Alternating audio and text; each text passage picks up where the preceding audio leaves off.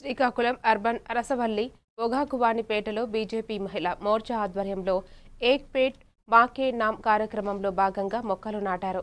ఈ సందర్భంగా జిల్లా మహిళా మోర్చా అధ్యక్షురాలు పైడి సింధూర మాట్లాడుతూ ప్రతి మొక్క భావితరాలకు పునాది అని పేర్కొన్నారు.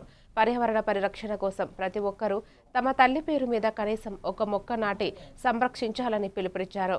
కార్యక్రమంలో పార్టీ నాయకులు, మహిళా మోర్చా సభ్యులు పాల్గొన్నారు. అనే ఒక స్లోగన్ తో మన ప్రధానమంత్రి నరేంద్ర మోడీ గారు అమ్మ పేరుతో ఒక మొక్క నాటమని పూనుకొని గత సంవత్సరము మన చేత చేయించారు.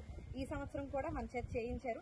ఈ రోజు శ్రీకాకుళంలో అరసవెల్లిలో పొగాకువానిపేటలో మహిళా మోర్చా అందరం కలిసి, అలాగే మన జిల్లా పార్టీ ప్రెసిడెంట్ సిరిపురం తేజేశ్వరరావు గారు, రాష్ట్ర ఉపాధ్యక్షులు పైడి వేణుగోపాల్ గారు, అలానే ఎక్స్ జిల్లా పార్టీ ప్రెసిడెంట్ బిర్లంగ ఉమామేశ్వరరావు గారు, చెల్ల వెంకటేశ్వరరావు గారు, మన మహిళా మోర్చా టీం అందరం కూడా ఇక్కడ ఉన్నాం.